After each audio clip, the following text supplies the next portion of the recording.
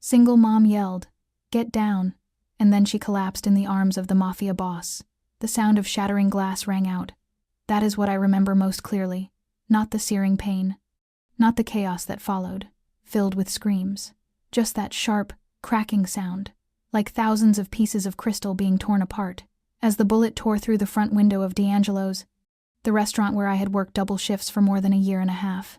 It was a Tuesday night in mid-October, an evening that seemed as ordinary as any other, but it was the night everything changed. My name is Claire Bennett. Until that moment, I was just a quiet single mother, juggling 2 jobs to keep a roof over our heads. A 38-year-old woman with scuffed heels on her shoes, the smell of cooking oil embedded in her hair no matter how many times she washed it. A face customers would glance at and forget the second I turned away from their table. I lived in a small apartment on the Follow, east side of Cleveland, where the walls were so thin I could recognize every note in the arguments of the couple next door, and even the sound of their cat chasing shadows across the floor. Each night, I fell asleep feeling like the whole building was breathing above me. That night, rain had been falling since morning. A steady, stubborn rain, tapping out a rhythm on the windowpanes like a quiet reminder that winter was close. Inside D'Angelo's, the air was warm with the smell of garlic butter, thick tomato sauce, and the steady whir of the dough mixer in the back kitchen. The rain brought customers in earlier than usual, and I was so busy I hadn't even had time for a sip of water. I was carrying 3 steaming plates of pasta when the door swung open, and he walked in. I didn't know who he was. Not yet. But the moment he stepped inside, the air in the entire restaurant shifted. Conversations slowed. The clinking of silverware against plates seemed to quiet. People pretended to keep eating, but their eyes flicked toward the door. 2 men came in first, shoulders broad enough to nearly brush the doorframe. Their eyes scanned the room, sharp and watchful, as if measuring every breath taken within it. Then he appeared behind them, tall, composed. But what made the room go still was not the tailored black suit or the confident stride. It was his presence, a kind of gravity that made the space around him feel smaller, as if he were the only figure in focus. He walked without dodging anyone. People simply moved. Table 7 had just opened.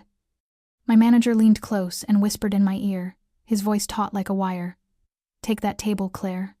I looked at him, confused, but he only gave a curt nod, a command. I did what I always did. I smiled, picked up the menus, and walked toward the storm waiting at the far end of the room. I didn't know his name then. Didn't know why his gaze made the heat of the kitchen feel like a chill running down my spine. I just knew that something about that rainy night was different, and I felt it deep in my chest that walking to table 7 was walking toward something far bigger than the life I had known. But I went anyway. Because it was my job, because I needed the money, because I was a single mother and there was no other option. I didn't know then that the man at table 7 would hold my fate in his hands just minutes later. I certainly didn't know I would be the one to scream the words "get down" before collapsing into his arms. But I did scream. I did run toward him without thinking. And that reckless, instinctive moment split my life clean in 2. One half had been a race for survival, and the other was something I had never imagined stepping into. A half filled with the scent of blood, the pull of danger, and a man named Nick Romano, who drew me into his world in the most unexpected way. And it all began with the sound of shattering glass. With that rainy night, with the moment I turned around and saw a gun pointed straight at table 7. And I screamed, "Get down!" Then everything went dark. That was all, but it was enough to change everything. Claire's story is only just beginning, and already, everything she thought she knew about life, about love, and about the fierce instincts of a single mother willing to throw herself into danger to protect someone else, is starting to unravel. If you've felt your heartbeat aligning with the rhythm of each unfolding line, if you've seen a glimpse of yourself in Claire, or perhaps of someone you once knew, then now is the time to subscribe to the YouTube channel Dear Single Mom, so you won't miss a single moment of this gripping and emotional journey. We have so many more powerful, honest, and deeply moving stories to share with you about mothers, about women who stand tall in the face of the unexpected. Don't forget to like and share this video if you believe its message deserves to be heard far and wide. And let us know where you're watching from. Leave a comment with your location so we know where Claire's journey has reached your heart across the world. The story is far from over. Let us take the next step together. As Claire opens her eyes in a strange room and realizes she has crossed into a world entirely unknown. I remember with striking clarity the way he sat down at table 7, as if he had always belonged there. Every movement he made seemed calculated, yet never forced, like the world around him had long ago learned to adjust itself to the rhythm and rules he alone dictated.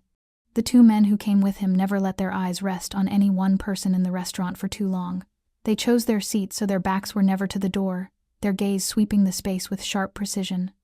And he, the man I would later learn was named Nick Romano, settled into his seat with his back against the wall, surveying the room with eyes as dark and unreadable as the depths of a still lake. I approached the table, doing my best to stay calm, though the menu in my hand felt twice as heavy as usual. He looked up as I greeted them with the familiar line. "Good evening. Welcome to D'Angelo's." His eyes met mine with a kind of contact that didn't need touch. It wasn't the leering stare I'd come to expect from the regulars who thought themselves charming, nor the polite, fleeting glance from the decent ones who'd leave a few extra dollars out of kindness. His eyes studied me, cool and silent, as if he was measuring me against a set of standards I didn't know existed. I asked if he and the other two gentlemen would like some water. He nodded slightly and spoke, his voice low and steady, carrying a tone I couldn't quite place by region. 3 glasses of water and the best bottle of red wine you have. As I turned to leave, his hand touched my wrist. Just barely. But enough to stop me in my tracks, as if I'd stepped into something I couldn't see. "Your name, Claire," I answered, surprised at how calm my voice sounded while my heart was pounding so hard I was sure it echoed off the walls. "Claire," he repeated, tasting the name like it was something unfamiliar and rare. "Just bring 3 glasses." Back at the counter, I realized something strange. He hadn't opened the menu, hadn't asked about the specials or the chef's recommendations. There was no interest in the food, and I had a sudden sense that men like him didn't come here for pasta or lasagna. They came for something else. The rest of the room began to quiet. Not silent, but the air had changed. Laughter that had filled the space earlier had died down. People were now staring at their plates, pretending to scroll their phones or whispering in hushed tones. No one wanted those 2 bodyguards' eyes lingering too long. I brought the wine to the table. My hand trembled, not from fear exactly, but from a primal sort of alertness. He saw it. He said nothing, just nodded once, and turned back to his conversation, his voice low, occasionally shifting into Italian I couldn't understand. His eyes missed nothing. Not a single flicker of movement in that restaurant escaped him. Each time I approached, their conversation stopped. The air grew heavier, like the sky before a storm. I finished my part and stepped back, watching from a distance. Outside, the rain picked up, the drops hitting the window hard, sliding down in long, heavy streaks. I looked at him again, wondering who this man was, and how he could freeze the whole room with nothing but his presence. I had never seen anyone like him. And then, the door opened again. A gust of cold wind swept through. The air shifted. I was just about to walk over and tell the new arrival that the kitchen was about to close, when everything happened at once. One of the guards snapped his eyes toward the door. The man walking in was pulling something from his coat pocket. A flash of metal. 1 second of silence that seemed to stretch forever. I don't know why I screamed. Maybe it was instinct. Maybe it was that deep-rooted fear every mother carries, always ready to protect someone else more fiercely than herself. I only know that I screamed, "Get down," and I threw myself toward table 7 like a shadow unchained. The glass shattered at the exact moment my voice rang out. A sharp, flat crack. Nothing like the movies. It sounded like a period. I felt the impact before the pain. A violent force slammed into my side, twisting me mid-air before I crashed onto the table. The wine spilled like blood across the pristine white cloth. His eyes met mine, wide, not in fear, but in surprise. And that was the last thing I remember. The scent of wine, the sound of rain, the eyes of the man I had just saved. And one thought, swift and final. It wasn't that I had done something reckless. It was that I had just stepped away from the life I once knew. For good, right in that very moment. I woke in a space so unfamiliar it took a moment to breathe in where I was. The faint scent of roses mingled with the clean, quiet fragrance of high thread count sheets, and I knew instantly I wasn't in a hospital, and certainly not in the small apartment where my son and I shared toasted bread in the mornings. A soft glow from a silk-shaded lamp cast a warm light across the high ceiling, cream-colored walls, and thick, velvet-like curtains drawn shut. I was lying on a bed so wide I could have rolled over 3 times and not reached the edge, the sheets smooth under my skin like running a hand across still water. When I tried to move, a dull ache pulsed sharply in my side, and I drew in a breath through clenched teeth. I looked down and found myself dressed in a pale blue silk nightgown, unfamiliar and fine to the touch, its softness masking the tight bandage wrapped carefully around my waist, tightly, professionally. I hadn't done that myself. The door opened quietly. A middle-aged woman entered her, hair neatly pinned up, dressed in a muted gray uniform, carrying a tray with a glass of water. She didn't look surprised to see me awake. On the contrary, she walked toward me as though this moment had been long expected. "You shouldn't move too suddenly," she said gently, though her voice carried a kind of calm authority. "The doctor said you need to rest for at least a few more days." I tried to sit up, my eyes scanning the room. This wasn't a hospital. She nodded, clearly reading the confusion on my face. "This is Mr. Romano's home," she said. "I'm Mrs. Alvarez, the housekeeper here." I blinked. The name echoed in my head like a stone dropped into a deep well. Nick Romano. The man at table 7. The man I had thrown myself toward, shouting for him to get down. The man I had taken a bullet trying to shield. And suddenly, the memories of the night before came flooding back in a rush that left me breathless. "Ethan," I gasped. "Where is my son?" Mrs. Alvarez placed the glass on the table gently. "Ethan is safe. He's with the caregiver Mr. Romano arranged. He believes his mother had a minor accident and needs to rest for a few days. No school, no hospital, no police. Everything, it seemed, had been handled. So smoothly, in fact, that it unsettled me. Who had changed my clothes? Who had moved my son? Who had made all these decisions without me? The room, though beautiful, warm, and undeniably luxurious, carried with it a strange, disorienting sense of distance. It felt like stepping into a dream where every detail was perfect, too perfect, and not quite real. I lowered my voice. "I'd like to speak with Mr. Romano." She nodded. "I'll let him know. He asked to be informed the moment you woke." I gave a small nod, though my throat still felt raw. When Mrs. Alvarez left the room, I looked around once more, letting the space settle around me. A vase of white roses sat on the dresser. A large abstract painting hung on the wall, all grays and blues flowing into each. A velvet armchair rested beside the window, its heavy curtains drawn so tightly I couldn't tell where I was, though the sound of birds outside told me this wasn't the city center. I lay still, listening to the slow ticking of a clock. Part of me wanted to rise, to walk out, to call Ethan and piece together the life I'd left behind. But another part, quiet and steady, recognized that life may already be gone, changed forever, in a single, instinctive shout. A soft click of a door behind me. I turned my head, and for the first time since that night, I saw the face of Nick Romano again, clearly now. No dim lighting, no rain, no blood.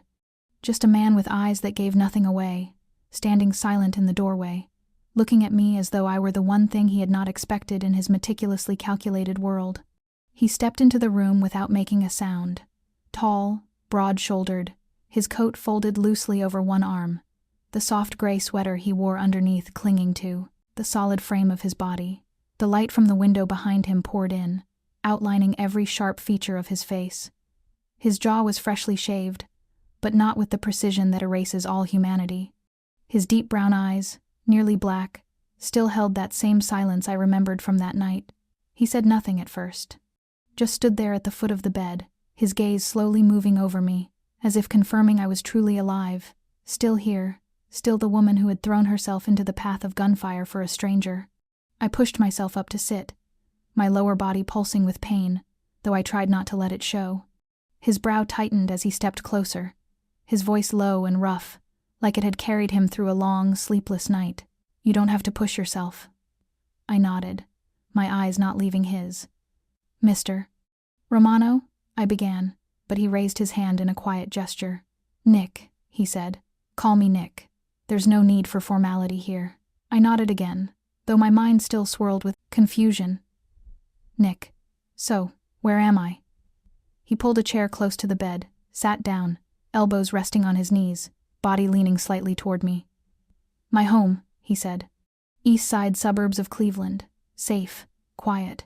Very few people know this location." I licked my lips, my throat still dry as paper. "So, I was shot." The words felt like they belonged to someone else. He nodded slowly, his eyes darkening. "You shielded me. I don't know why, But you saved my life. I stayed silent. I didn't know why either. All I remembered was that everything had happened too fast. One moment I was carrying wine. The next I was yelling and leaping toward his table. I didn't think. I just reacted. He looked at me for a long moment, then spoke, carefully, like he was weighing every word. There are people I've known my entire life who wouldn't have done what you did. You didn't know who I was. You had no reason to do it. I didn't respond. Not because I had nothing to say, but because there was something in his eyes that made my chest tighten. He sat still for a while, then exhaled slowly. I think you deserve to know the truth. About me. About why you were brought here. About why you can't leave. Not yet. My heartbeat slowed. I nodded. I'm ready. He rested his hands on his legs, his back straight, showing no signs of defense, but not quite at ease either. My family runs a chain of businesses in the city. Real estate, logistics, transportation, a few legacy industries. Sounds legitimate, I said under my breath. And most of it is, he continued. But there are parts that exist outside the usual lines of the law. A kind of business done the old way, built more on honor and power than paperwork. I narrowed my eyes. You mean the Mafia? He looked straight at me, unwavering. I don't like that word. But if you need a name for it, then yes. My family is one of the 3 major factions in Cleveland. And that night, a rival group tried to take me out at D'Angelo's. I swallowed hard. I had stepped into the line of fire for a man who could have people disappear with a single phone call. A part of me wanted to leap out of bed, scream, run. But another part couldn't look away from him. Not just from fear, but because beneath the danger, I sensed something I couldn't name. I'm not a good man, Claire, he said, speaking my name for the first time with a quiet solemnity. I've done things you couldn't imagine, but I've never owed anyone a life. And now, I owe you one. I don't know how I'll repay it.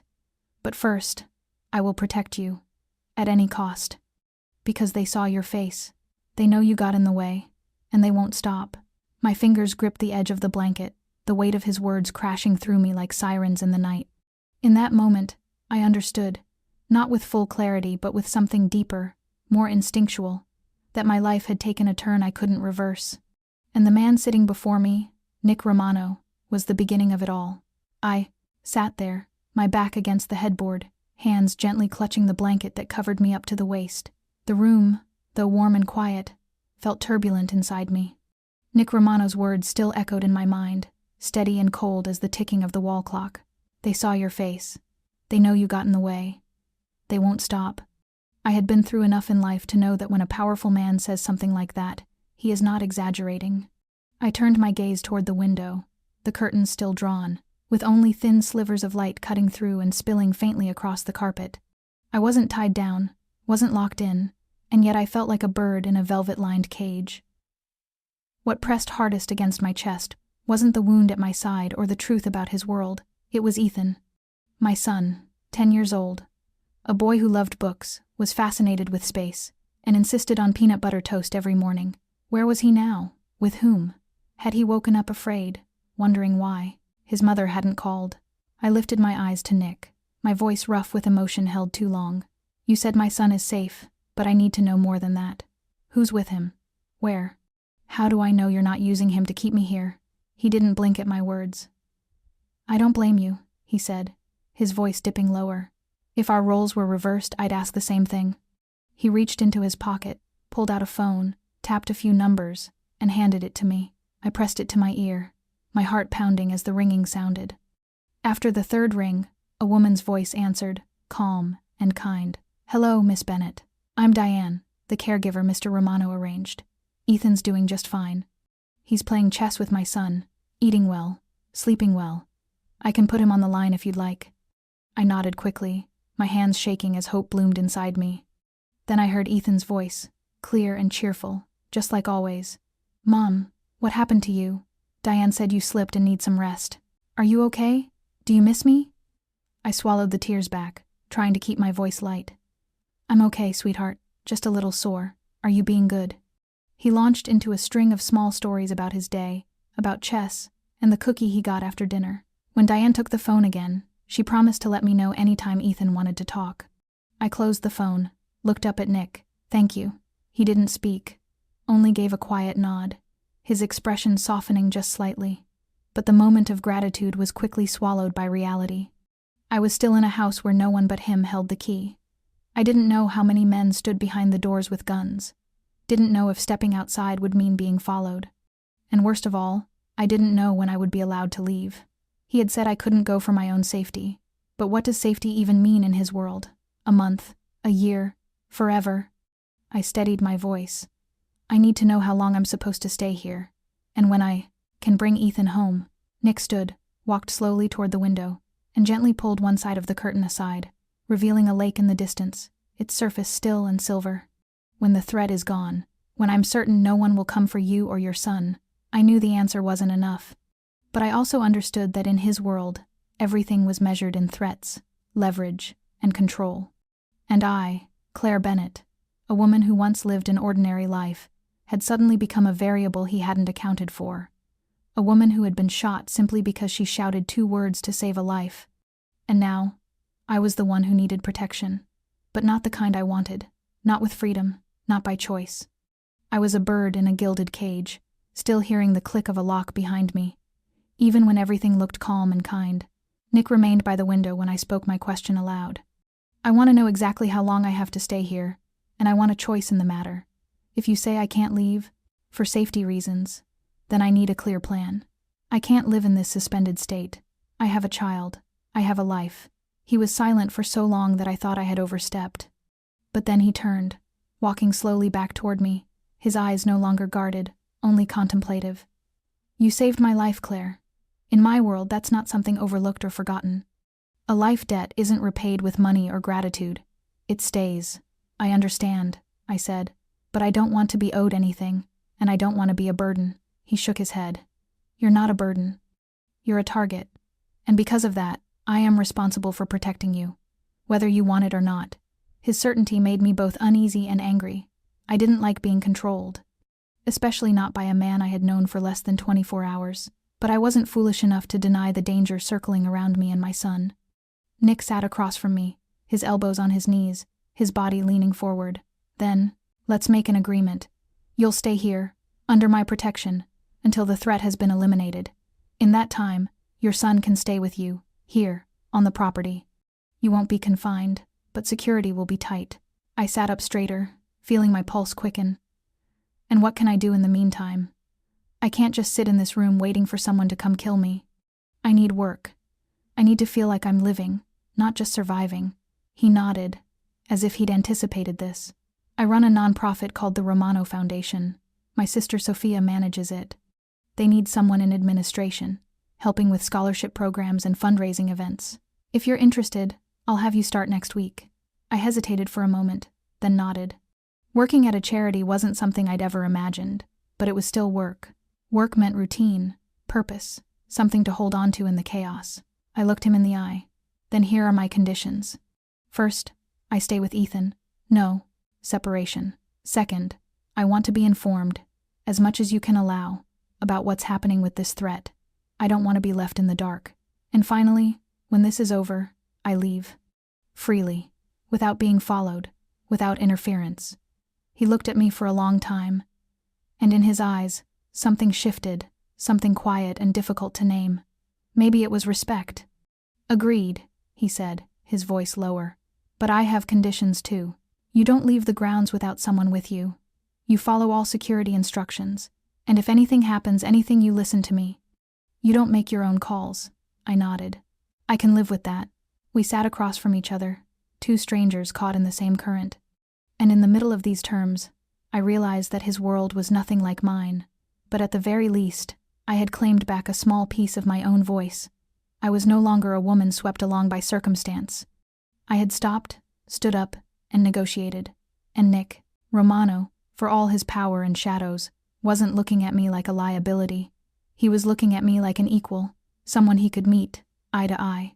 In the strange contract forged between 2 people from opposite lives, I began to understand that this was more than the start of an arrangement. It was the beginning of a change I couldn't yet define. But one thing I knew for certain: I was no longer the invisible woman the world had passed by, not after I rose from a pool of blood and demanded the right to choose. The first days in the Romano estate passed slowly, as if even time itself was watching me, unsure of what to make of my presence.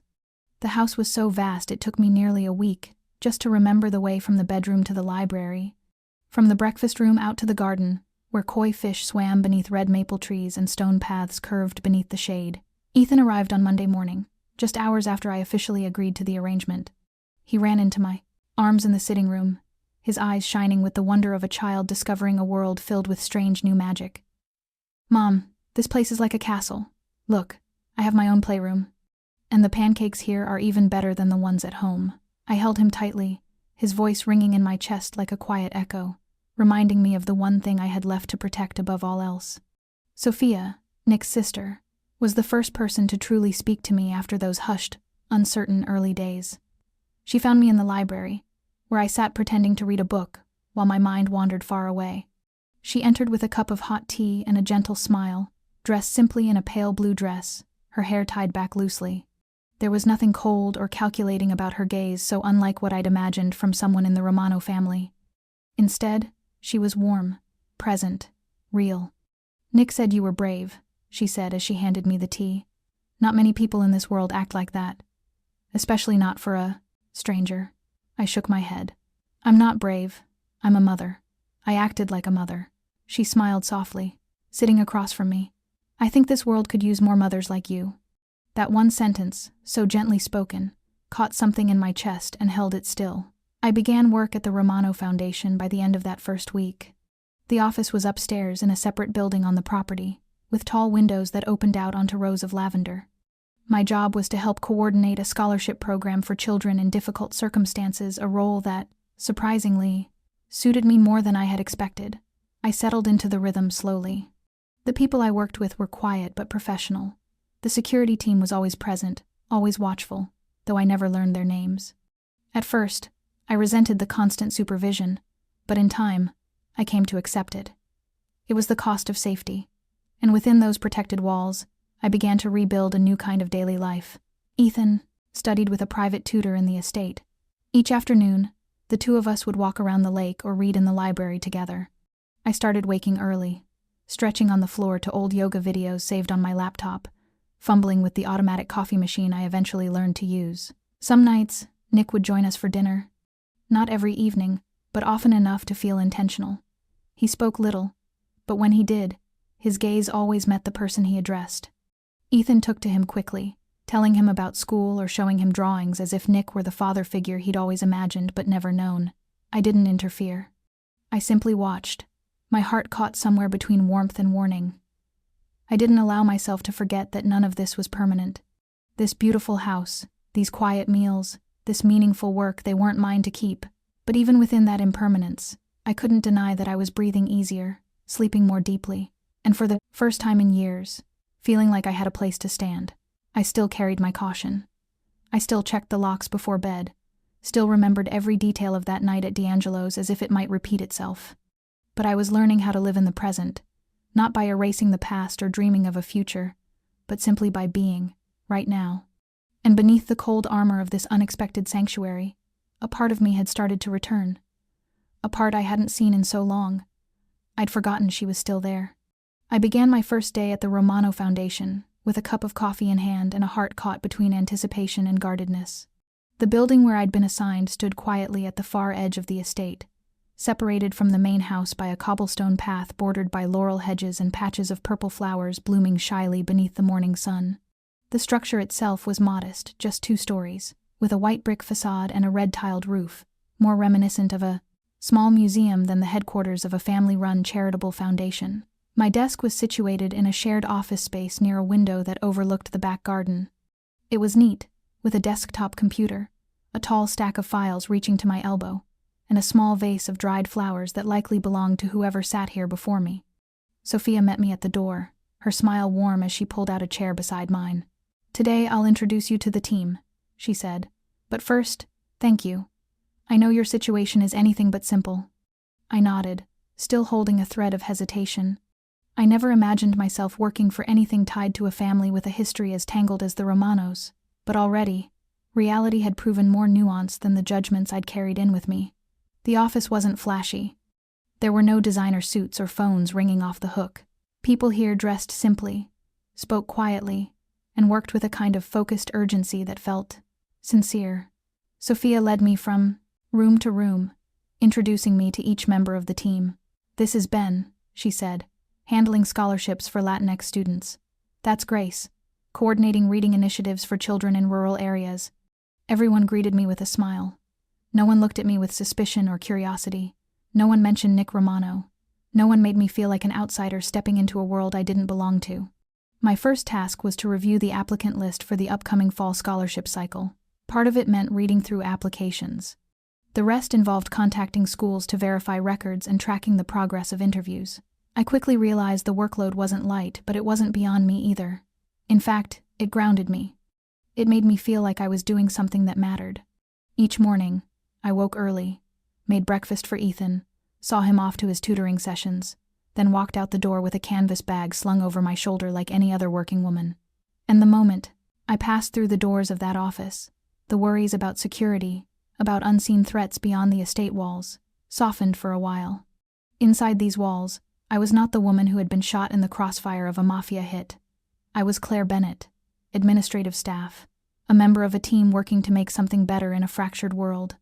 One late afternoon, as I sorted through a funding request from a boarding school in Michigan, I looked up and saw Sophia standing in the doorway, watching me. She tilted her head slightly. "You look like you've been here forever," I smiled faintly.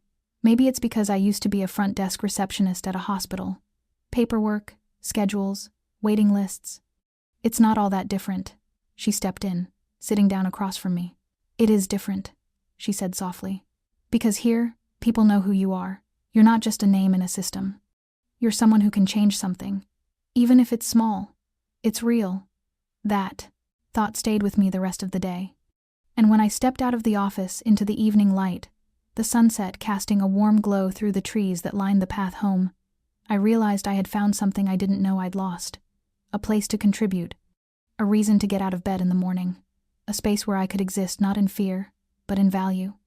And though I knew everything could still shift in a heartbeat, I allowed myself to believe, just for this moment, that here, in this place, I was living as myself.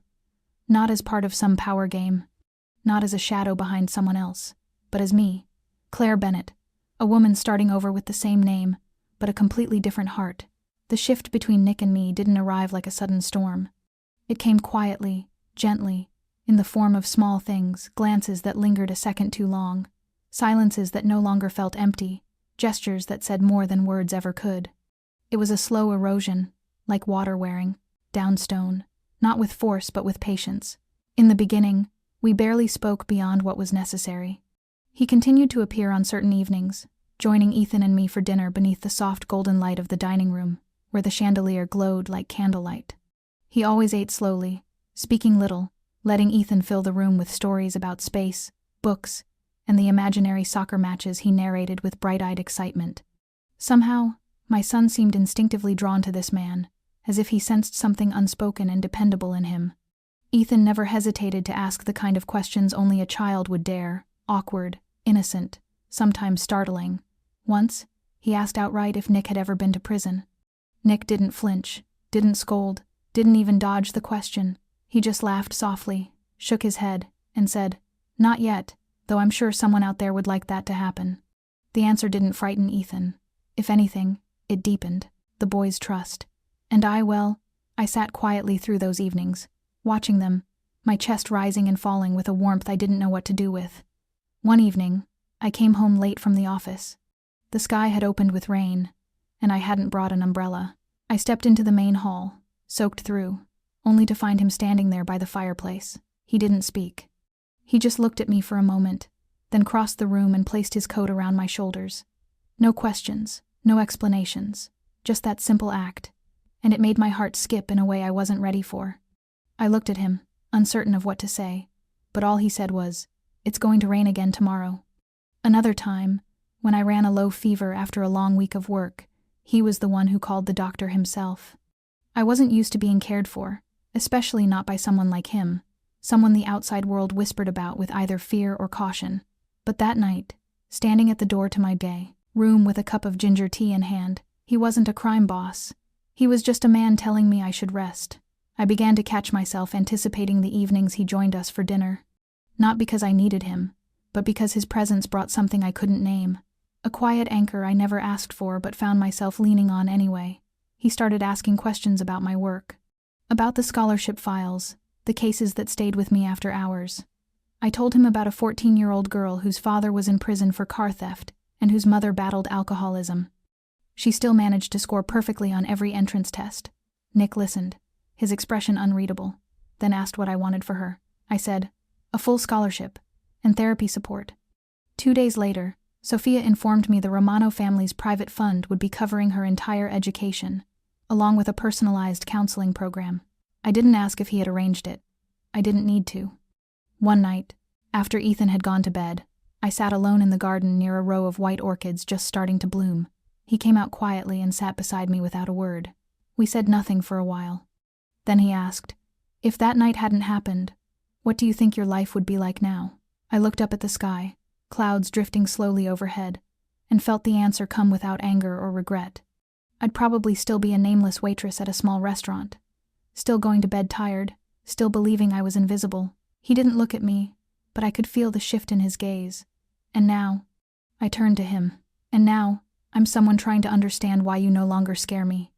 He smiled, a rare, unguarded smile. And in that moment, I saw not the man from the rumors, not the figure in the shadows, but someone else, someone who listened, someone who cared, someone who might be learning how to let another person in, just like I was. There was no label for what was happening between us.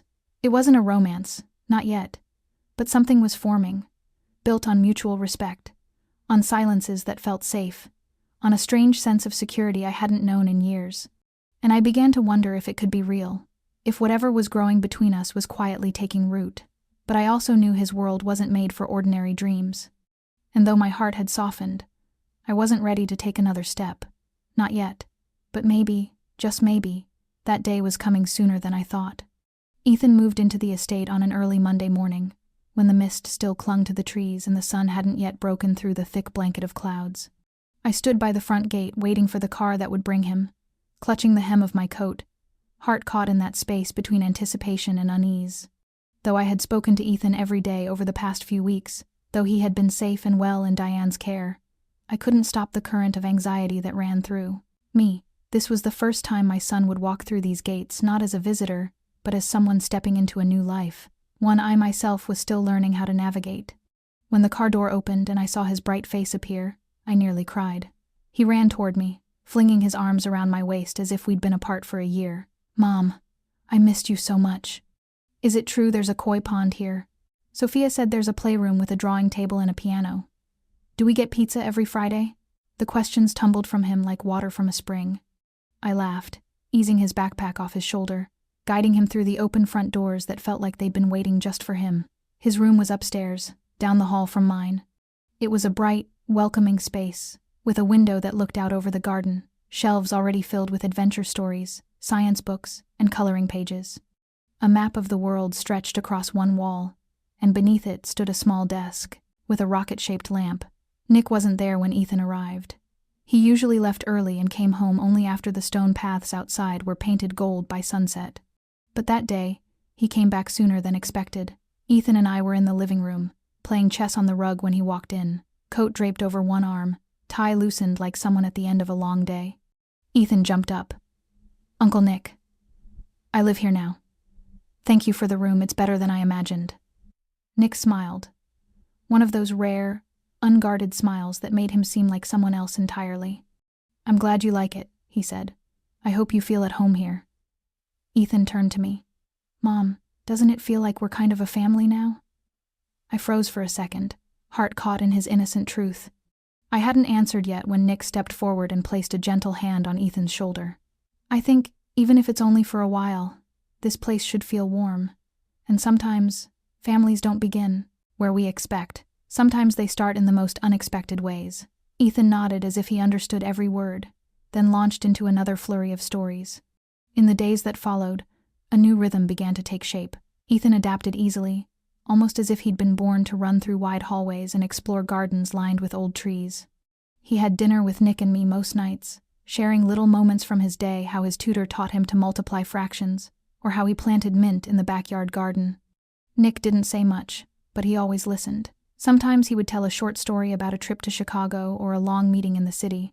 Ethan never asked too many questions about Nick's work, as if he intuitively knew there were parts of the world he wasn't meant to touch. I kept a careful distance. I hadn't yet called this estate home. I hadn't yet let myself name what Nick was to me beyond the man who had protected us by keeping us here. But even I couldn't deny that something was forming between the three of us. A connection, quiet and undefined, but strangely warm. There were nights when I passed by the living room and saw the lights still on. Inside, through the half-open door, I'd catch a glimpse of them, Nick and Ethan side by side, playing chess or watching an old black-and-white movie. I would pause there, just for a moment, silently observing, and in those moments, I didn't feel like an outsider. I felt like I belonged to the scene, a mother, a complicated man, and a child growing up in the middle of all that was imperfect. A family, just for now. But sometimes, the things that don't last leave the deepest marks on the heart. I began to see who Nick truly was, not during formal meetings or quiet dinners under the soft golden light, but in the unnoticed moments, the small details that slipped by if you weren't paying attention. There was one morning I remember clearly, just before dawn. The sky was still a shade of blue, so deep it felt like silence. I saw him from the second-floor window, standing alone in the garden with a cup of coffee in hand, his eyes fixed on the trees where the sparrows had just begun to stir. He didn't speak. He didn't know I was watching. And for once, his face wasn't hard or guarded. It was tired, empty, like he was looking straight through the branches and into some distant place only he could see. Another night, I passed the narrow hallway near the library and caught part of a phone call through a cracked door. His voice was low, controlled, but pulsing with restrained fury. I told him no women, no children. If it happens again, I'll handle it myself. I stepped back before I could hear more, not wanting to intrude, but in that moment, I understood something. Nick wasn't just protecting Ethan and me. He was fighting a piece of the world that even he could no longer fully command. On a rare evening, he told me about his mother. It was late, and the three of us were in the living room. Ethan had fallen asleep on the couch after a long day of play, his body curled against the cushions. I was pulling a blanket over him when Nick spoke, as if talking to himself. My mother used to tell me a strong man isn't the one who makes others afraid. It's the one who protects without needing to be loud about it. I sat beside him without saying a word. She died when I was 19, he said. She was the only one who could make my father back down. After she was gone, everything changed. My family stopped being a family. It became a name, an operation, and I got caught in the middle. I looked at him. And what about you? What did you want to be? He turned toward me, those deep brown eyes filled with something restless, stormy. I used to think I didn't get to choose. But lately, I'm not so sure. I didn't respond, but my fingers gripped the armrest beneath me, as if trying to hold on to something, slipping out of reach. Nick isn't easy to know. He speaks carefully, rarely lets his emotions show, and always keeps a measured distance, even when he's being kind. But it's that restraint that drew me in, because it made me wonder what he was hiding, what he was protecting not from the world, but from himself. I used to believe he was the kind of man who feared nothing, until one night, during a sudden power outage, I saw him run up the stairs faster than anyone, flinging open Ethan's door. His eyes were wild with panic. And even after he saw my son was safe, his shoulders didn't relax. He knelt beside Ethan, brushed the hair from his forehead, and then left quickly, almost as if afraid that someone might see him care too much. That's when I realized. Nick wasn't afraid of danger. He was afraid of loss, of something slipping through his fingers that he couldn't stop, and that made him more human than anyone I'd ever met. One quiet Sunday morning, I was in the kitchen making coffee when he came in, dressed more simply than usual. His shirt was half-buttoned, his hair still a little tousled. He sat at the table, silently watching me pour the coffee. Then, without warning, he asked, "If one day you could leave all of this, leave me, would you?" I paused, looked up, and in his eyes, I saw the truth. This wasn't a casual question. He wasn't testing me. He was bracing for the answer. I didn't know what to say. Not then. But what I did know, without doubt, was this. Even if I left, I wouldn't be the same. Not anymore. Because I had seen the real man behind the armor. Not the boss, not the figure of fear, but someone with old wounds. And somehow, through all of it, I'd begun to see myself in him. Two lonely souls, once convinced they were untouchable, now finding warmth in each other's quiet presence. It wasn't easy to admit, but the truth rarely needs many words. Sometimes, it only needs a look, a silence deep, enough to hold meaning, and one person willing to stay just a little longer than they planned. It happened on a Friday afternoon, the kind of afternoon when the light was still soft and everything appeared deceptively peaceful. I had just finished a quick meeting with Sophia at the Romano Foundation, and was making my way back toward the main house when the phone in my pocket buzzed. A message from Nick, just a few words. "Meet me at the greenhouse. Need to talk." I didn't think much of it at the time. I assumed he wanted to pick up a conversation we had left hanging a few nights earlier about what I planned to do when all of this was over, about staying or leaving. The greenhouse was his quiet place, rarely visited by others, filled with rare flowers and a hush that seemed to keep secrets. It was where he went when he needed to think. I stepped inside. The scent of lavender and mint drifted from the rows of carefully tended plants, calming the air with its soft sweetness. Nick was already there, his back to the door, watering a pot of purple orchids with slow, deliberate care. I smiled, about to say something teasing, some light remark about how incongruous he looked surrounded by petals and soft light, but I never got the words out. There was a sound, a whisper more than a noise. Then the flash of metal, a glint of silver slicing through green. A shadow broke loose from the far side of the greenhouse, and before I could fully process what was happening, a figure lunged toward Nick, arm raised, a blade flashing in his grip. I don't remember thinking. I only remember moving. I screamed his name and threw myself forward, shoving him hard to the side just as the blade swept past. I screamed his name and threw myself forward, shoving him hard to the side. The blade slashed through the air, slicing through the thick fabric of my coat sleeve. I felt the cold steel graze my skin, a sharp warning rather than a deep wound. We hit the ground, hard, the earthy scent of damp soil and fertilizer filling my nose. Nick rolled away instantly, already pulling the compact handgun from his waistband. Two sharp cracks echoed through the glass ceiling. The attacker crumpled beside a bed of carnations, his blood spilling into the soil like red ink across a blank page. It had taken less than 30 seconds. But as the alarm sounded in the distance and Nick's security team began pouring into the greenhouse, I was still on my knees, clutching my bleeding arm, my breath coming in harsh, uneven bursts. I couldn't seem to catch it, couldn't quite shake the weight of what had just almost happened. Nick was beside me in an instant, his voice rough with something deeper than urgency. "You're hurt." I glanced at my arm. The sleeve was ruined, and a thin line of red beaded on my skin, but it wasn't deep. "It's just a scratch. The coat took the worst of it. I'm fine." I shook my head. "It's not deep. I'm fine." He cupped my face in both hands, searching me with eyes wide and unsteady. All the control stripped away. He got inside. I should have seen it coming. I should have known. I gripped his wrist. "We're alive. That's what matters." I didn't know why I said it. A minute earlier, I'd been sure my life was ending, but maybe I'd grown used to walking the thin line between safety and danger. Maybe I'd already decided that if Ethan was safe, I could face anything else. But what I hadn't prepared for was the look in Nick's eyes. It wasn't just fear, not just guilt. It was something deeper, something shifting. He pulled me close, one hand steady on my shoulder, the other against the back of my neck, his forehead pressing gently to mine like a vow he couldn't yet speak aloud. "I'm sorry. You shouldn't have been dragged into this." I smiled, the pain in my arm dull but present. "I walked in on my own. And I'm not walking away, Nick." He pulled back, slightly, studying me with a stillness I felt more than saw. "Claire, you just saved my life. Again. And this time." I placed my hand softly over his mouth, silencing him. "Not now. Just breathe." Outside, the estate was alive with motion. Security swept the grounds, radios crackled, doors slammed. But inside the greenhouse, in the hush of soil and lavender, there were just the two of us, two people who had seen each other stripped bare by fear. And for the first time, I realized I hadn't just saved him.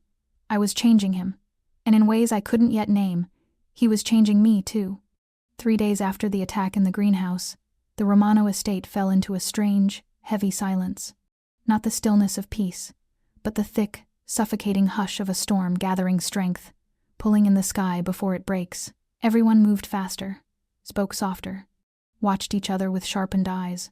I hadn't seen Nick in 2 days. Sophia told me he was handling things, internally. I knew that didn't mean meetings and paperwork. In this world, internal meant testing loyalty. It meant hunting for traitors. It meant cleansing from within. I didn't ask questions, but unease gnawed at me like a quiet fever.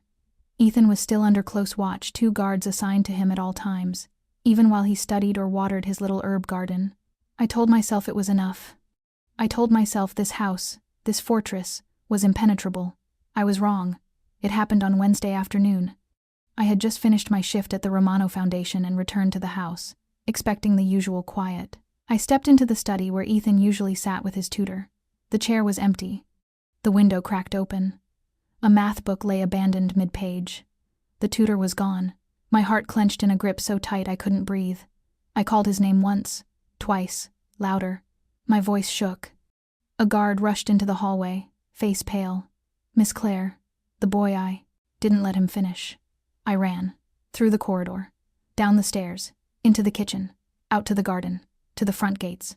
No trace, no sound. No one knew where Ethan had gone. Nick arrived less than 10 minutes later, his expression like carved stone. Cold, sharp. He didn't speak to me. He lifted his hand instead, swift and commanding. Shut the gates. Lock down everything. Check every man, every hallway. Review the cameras. I stood in the main hall, my fists clenched so hard my nails bit into my palms. Sophia approached, placed a hand on my shoulder. I pushed it away. I didn't want comfort. I wanted my son. Every minute stretched like a blade across my chest. I didn't know where he was. If he was hurt. If he was crying out for me in the dark. And I could do nothing but wait. An hour later, Nick walked into his office, his face darker than I'd ever seen it. "Sit down," he said. But I didn't. I stayed standing, eyes locked on his. "Who?" He looked at me a long time before answering. "Someone inside betrayed us. He was embedded in the inner security team. We haven't confirmed who he's working for. But he used his clearance code," Nick said, his voice trembling with suppressed rage. He told the gate guards that Ethan had a severe allergic reaction, and he was rushing him to the private clinic. He ordered them not to radio in to keep the channels clear. By the time they realized the lie, he was gone. The floor felt like it slipped beneath me. His name is Marco. He used to serve under my uncle. We kept him on because his record was clean. But it seems he's been waiting for this moment. I gasped. "Why, Ethan? Why not me?" Nick shook his head. "You're too valuable. To me, too, they're plans. But a child? A child is a pressure point, a weapon, a way to make anyone break." I clenched my fist tighter. "No, I won't break. I'm going to find him. I'll go myself." He stepped forward, placing a hand firmly on my shoulder. "You can't. That's exactly what they want. They know you'll act on instinct. You have to let me handle this. My way." I met his eyes, fury blazing. "You don't understand. He's my son. I raised him alone through everything. I can't just sit here. I can't be the mother in the background praying it ends well." Nick didn't back down. His voice didn't rise, but his eyes held mine. "Then come with me. But you listen. Once we cross that line, everything changes. No more safety, no more control." I nodded, no hesitation. Because somewhere, my son was waiting. And no matter what I had to walk through hell or worse, I would bring him back. As for Marco, the traitor who dared to lay a hand on the blood that came from me, he would pay. Not with bullets, but with every ounce of pain I carried in this moment. I did not sleep that night. No one in the Romano estate did. Lights burned behind every window, cutting through the darkness like watchful eyes. Security moved across the grounds with the silent precision of trained shadows, every system raised to its highest alert. But all of it came too late. Ethan was still gone. No phone call. No email. No ransom demand. Nothing. Whoever took him didn't want money. They wanted to hurt Nick, and they knew Ethan was the sharpest blade they could drive into him. I stood in the doorway of my son's room, the small space that only days earlier had been filled with laughter. Now it was painfully still. His books lay open on the bed, frozen mid-story. A tiny toy car rested on the edge of the rug, as if dropped during a hurried moment. I stepped inside and sat on the bed, pulling his little hoodie into my arms. His scent lingered in the fabric. child shampoo, a touch of sunlight, the faint warmth of butter cookies. I closed my eyes. I couldn't sit still any longer. I had to move, had to do something. I walked straight to the office where Nick worked with his inner circle. Maps spread across the table, voices tight and urgent. Nick, however, stood unnervingly calm in the center of the storm, his silence louder than the chaos around him. I pushed through the doorway without waiting. They haven't contacted us. I know. They haven't contacted us. I know. But Sophia. I turned to her, my eyes pleading yet demanding. Ethan's watch. The one you gave him last week. You said it had a tracker for emergencies. Tell me it's working. Sophia hesitated, then nodded, her fingers flying across a tablet screen. It is. The signal is faint, coming from the old industrial zone south of the river. But Nick, it could be a trap. I don't care if it's a trap, I said, my voice barely more than a breath. I'm going. I watched people for years, even when I wasn't trying. I never stopped paying attention, and I won't stop now. Nick looked at me, something conflicted flickering behind the usual steel. You cannot go alone. I shook my head. I'm not going alone, but I'm not sitting here another minute. He opened his mouth, but I cut him off. I'm Ethan's mother. Don't expect me to act like anyone else. I am not normal right now. I am a mother losing her mind. Sophia stepped toward me, quiet but steady. She placed a small communication device in my hand, then almost hesitantly slipped a folding knife into the other. She didn't say a word. She didn't need to. That gesture was both permission and fear. They all knew I might not return. I put on a short black jacket, slid the knife up my sleeve, tucked a small photo of Ethan into my pocket. I didn't take a gun. I didn't need a gun. I had instinct. I had memory. I had purpose. Nick walked me to the gate himself. He stopped before the iron doors, those dark eyes holding mine with something raw, something close to fear. If you don't come back, I cut him off, my voice barely more than a breath. I will come back. With Ethan, and with the truth. Then I stepped through the gate without looking back. As my feet touched the dark road beyond the estate walls, I felt something shift inside me. Not a lightness, exactly, but a clarity. For the first time since entering the Romano estate, I was myself again, not guarded, not watched, not defined by circumstances or protection.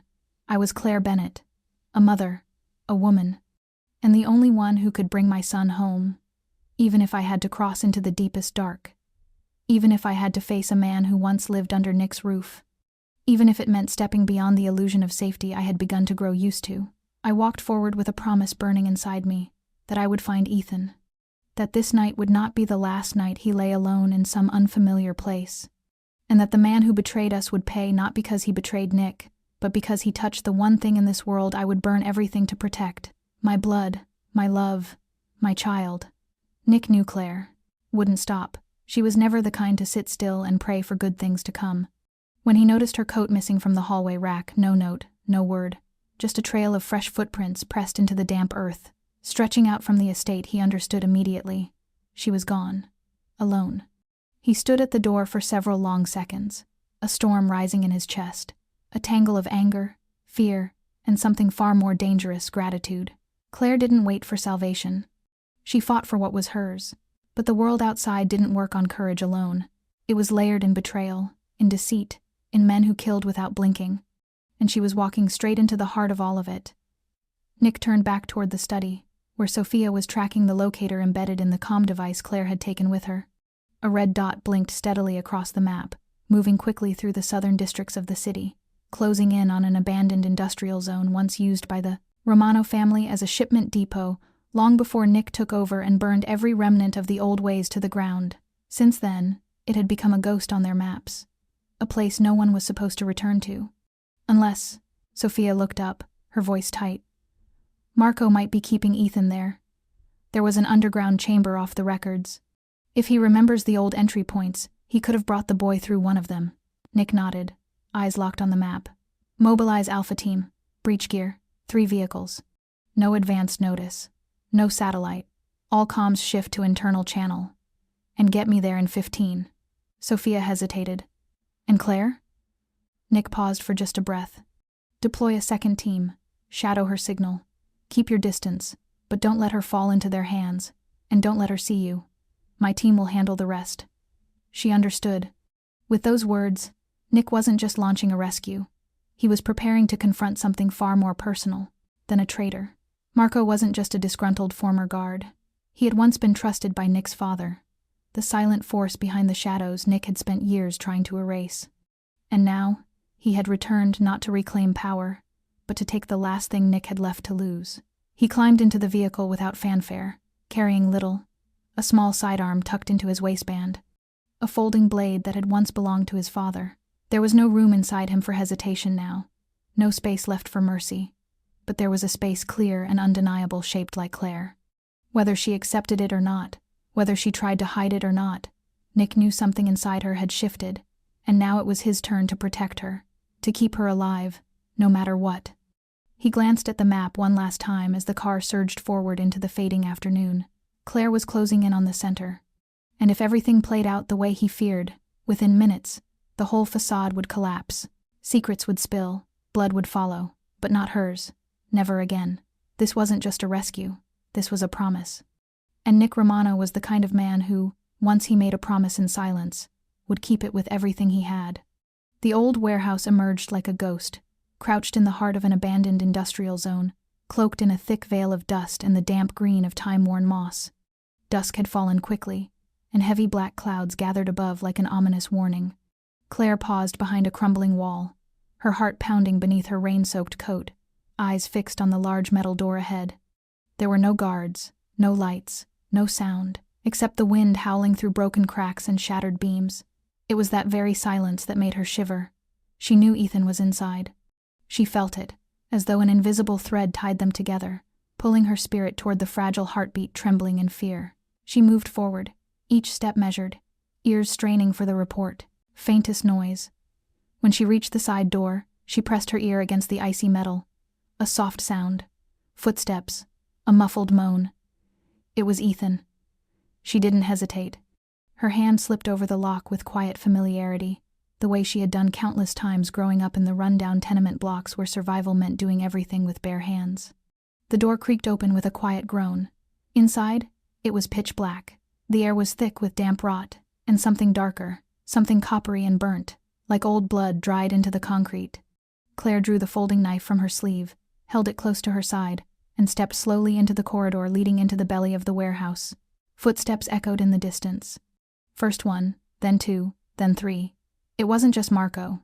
They had others. But what she didn't expect was that he would be the first to step from the shadows. Marco emerged as though he had known she would come. His smile was twisted in the dim beam of a small flashlight held in his hand. "I knew you wouldn't sit still. Mothers like you always do something stupid for their child." Claire didn't blink. "Where's Ethan?" He shrugged, lips curling. "Good kid. Still breathing. But the real question is, how long can you keep him that way?" His voice was flat, but the venom in his eyes gave him away. Claire tightened her grip on the knife. Every nerve in her body screamed to lunge forward, but reason held her back. She needed time. She needed Nick to get there. Marco stepped closer, signaling to the two men behind him to lock the door. "You know who we're waiting for." "Not you. Him. Nick Romano. He's the reason everything fell apart. He was the first traitor. Not me." Claire took half a step back, eyes searching for a way out. She knew Nick was coming. She believed it the way she believed in her own breath. She just needed a few more minutes. But Marco gave her none. He signaled again. The two men began to approach, one with an iron rod, the other drawing a pistol. Claire retreated another step, but her back hit the icy wall. There was no escape. In that moment, the main door burst open with a deafening explosion, a flash of white light tearing through the dark. Smoke poured in. Claire was thrown to the ground, her head striking a steel post, vision blurring. In the chaos, she heard a voice shouting, Nick's voice. "Claire, get down." Gunfire rang out in rapid bursts. Bullets slammed into the walls, one slicing past her ear. One of the henchmen collapsed near her feet, blood spilling across the cold cement floor. She crawled backward, searching for cover, her hand still clenched around the knife. A figure rushed forward, lifting her up. It was Nick. His eyes burned with fury, with worry, and with something deeper still. "Are you okay?" Claire nodded, though blood streamed from her forehead, though her arm had gone numb. "Ethan," she whispered. Nick nodded. He's in the back. Safe. We're getting him out. I promise. Claire didn't ask anything more. She just looked into his eyes and knew that this fight was no longer hers alone. Now, they would face the enemy together. And this time, they would not let anyone pay the price of loss again. Gunfire still echoed faintly as Claire and Nick slid behind a rotting wooden crate tucked in the far corner of the warehouse. The air was thick with smoke, the metallic tang of blood, and the low groans of wounded guards, all merging into a chaotic symphony that choked every breath. Claire still hadn't seen Ethan. Her heart clenched tighter with each beat, but Nick's gaze anchored her like a lifeline in the storm. You have to stay here. I'll get Ethan out. The words had barely left his lips when a sharp gunshot rang out from behind. Claire turned instinctively, catching only the glimpse of Marco's figure emerging above from the rusted catwalk hanging precariously across the warehouse. He was aiming straight at Nick, and time slowed. In that single breath, there was no right or wrong, no hesitation, only instinct, love, and a decision from which there could be no return. I saw Marco's eyes shift, saw the barrel of his gun swing away from the chaos and lock onto Nick's back. There was no time to scream, no time to think. Before his finger could tighten on the trigger, I lunged.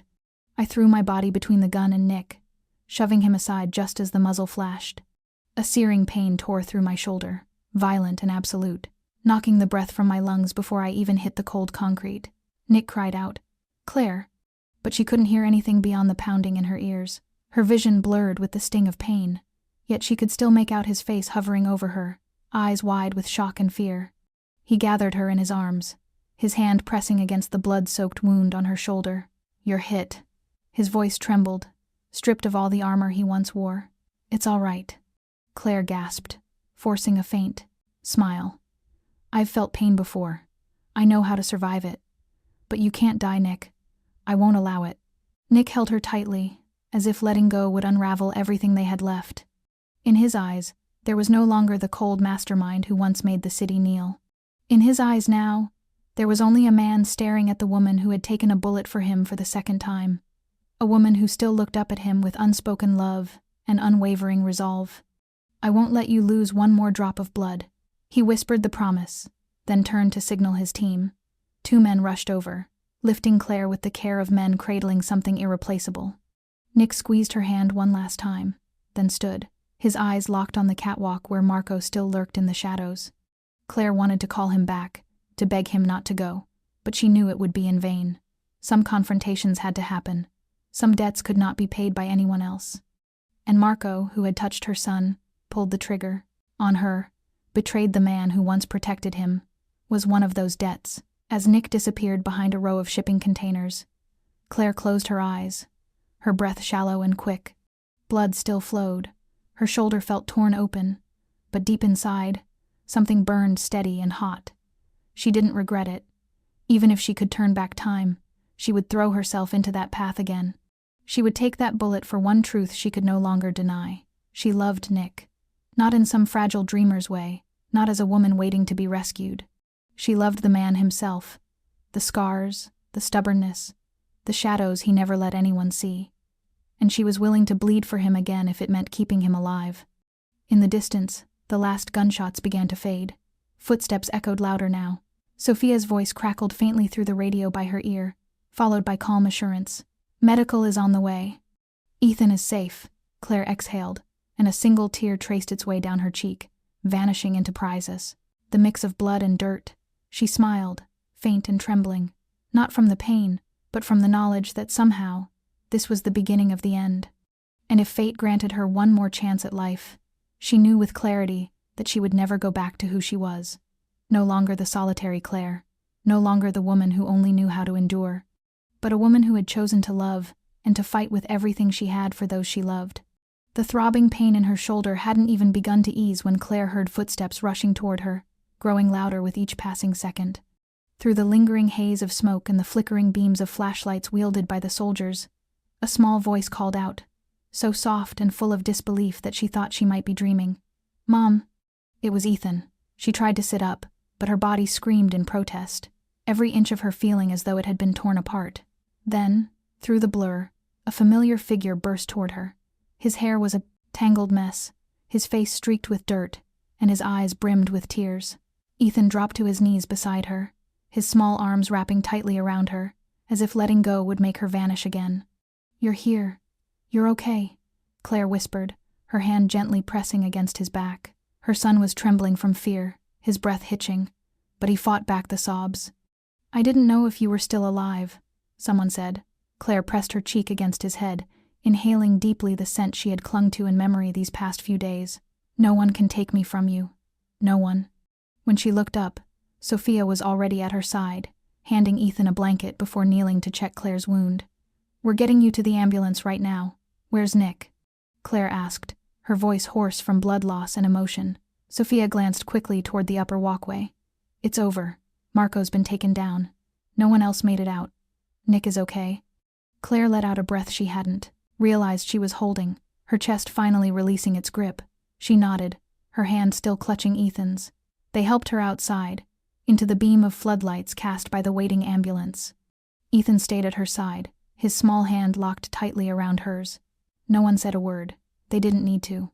Everyone understood that sometimes victory isn't marked by the fall of an enemy, but by the survival of those you love, by the weight of a hand still holding yours as if you are the last safe place on earth. Claire was laid gently onto a stretcher, her wound bandaged, an IV slipped into her arm. Ethan sat beside her, refusing to let go even for a moment. He didn't speak. He just looked at her, eyes wide and searching, as if trying to memorize every detail of her face. Nick arrived not long after. His shirt was torn, streaked with dried blood at the wrist, but his face held that same calm steadiness. When his eyes met Claire's, there was no need for explanation. He stepped forward, knelt beside her, and placed his hand over the one she had wrapped around Ethan's. The three of them held on together in that moment. Claire looked at him, unable to stop the tears from spilling. "I thought you—" He shook his head gently. "I still owe you a promise. I kept it. And now, I'm still here to keep the next one." Claire didn't reply. She just stared at him, her heart swelling with a strange, overwhelming feeling that rose up through the pain and exhaustion. Hope, the very thing she had thought was long gone. On the way back, the lights from the ambulance glinted off the rain-slick pavement, casting warped reflections onto the ceiling of the vehicle. But through those blurred and broken shapes, one thing remained clear. It was Ethan's small hand wrapped firmly in hers. It was Nick's unwavering gaze fixed on Claire, not looking away for a single second. It was a family, not perfect, not born of peace, but real, and still alive. Claire closed her eyes. She knew the road ahead would be long, filled with dangers yet to come. But she also knew that with Ethan beside her and Nick walking with them, she was no longer the solitary woman fleeing from fate. Now, she was a mother who had fought to reclaim her son, a woman who had saved herself, and a soul who, through sheer courage and unconditional love, had rewritten the future for all three of them. It took Claire nearly 3 weeks to recover from the gunshot wound to her shoulder. The doctors said she was lucky. Had the bullet veered just a few centimeters, she might have lost the use of her arm forever. But for Claire, what haunted her more than the pain in her body was the silence that echoed through her heart every time she caught the look in Ethan's eyes, the quiet worry that lingered there, even though he was now safe in her arms. The Romano estate, in those days, seemed to slow to a hush. Gone were the hurried footsteps echoing through marble halls, the midnight meetings behind, closed doors, the thunder of helicopters landing in the dark. Everything was still, unnaturally peaceful, almost foreign in its quiet. Sophia had told her that Nick had suspended all operations. He wanted everyone to rest, and more than that, he was waiting for a decision, one only Claire could make. That morning, the sky was clear, and sunlight poured through the tall windows of the reading room where Claire sat. Outside in the garden, Ethan was playing with a small dog Nick had brought home from a rescue shelter. The boy laughed more now, slept more soundly, and sometimes ran to hug his mother without warning, as if just to make sure she was still there, still alive, still real. Claire was folding a few shirts into a suitcase when Nick stepped into the room. He stood in the doorway for a long moment, saying nothing, just watching her. "You're leaving." His voice was low and slow, as if he didn't want to hear the answer himself. Claire looked up, still holding the soft wool blanket Ethan liked to curl up in at night. "I once promised myself that if I ever had the chance to walk away from all of this, I wouldn't look back. I don't want my son growing up behind locked doors and surrounded by men with guns." Nick nodded, offering no defense. "I know. I understand." She looked at him for a long time before she spoke again. But I also promised myself that if someone ever stepped in front of a gun to protect me and my child, I wouldn't turn away when they needed a second chance. Nick stepped forward, sitting gently beside her. His breathing was steady, but his eyes were filled with things he'd never said aloud. I've done a lot of wrong, not just to you, but to my whole life. But from the moment you walked into that kitchen at D'Angelo's, something in me began to shift.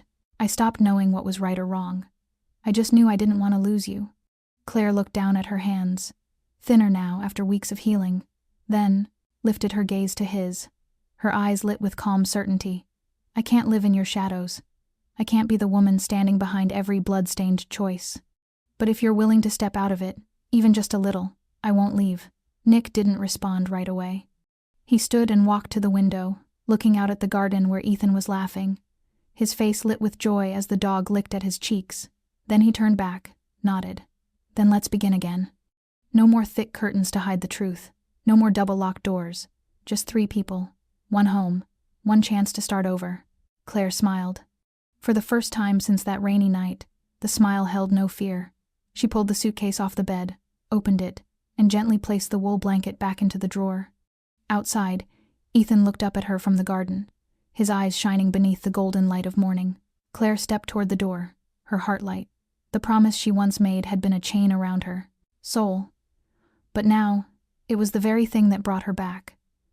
Not out of duty, but because she had finally found what she had spent her whole life searching for. A home, a person she could trust, and a place she could finally call her own. Claire never imagined that her journey would lead her to a place like this. From a single mother waiting tables in a small-town diner, she had lived through sleepless nights filled with gunfire, betrayal, and split-second decisions where life and death hung in the balance. Yet in the midst of that chaos, in the blur of fear and fight, Claire found herself not just as a mother willing to protect her son at all costs, but as a woman brave enough to stand tall for love and for the truths she believed in.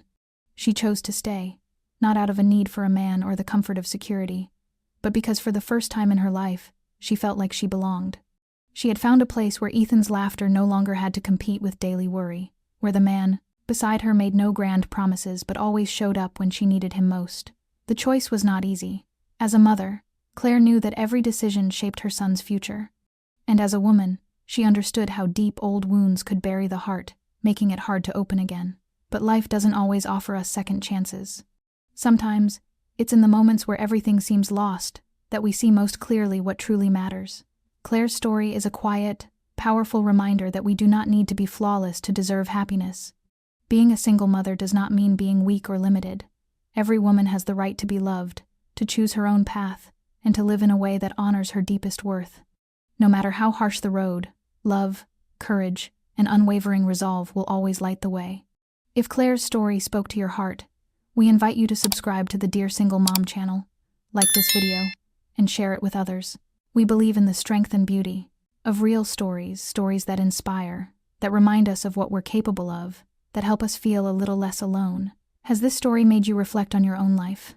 Have you ever faced a choice as difficult as Claire's? We want to hear from you. Leave a comment below and share the truths you carry, the quiet battles you've fought, the strength that lives in your story. Thank you for staying with us until the very last minute. We'll see you again in the next video on Dear Single Mom. Until then, we wish you good health, a peaceful heart, a resilient spirit, and the kind of days that remind you life is still a gift, no matter what it brings. Goodbye for now, and take care.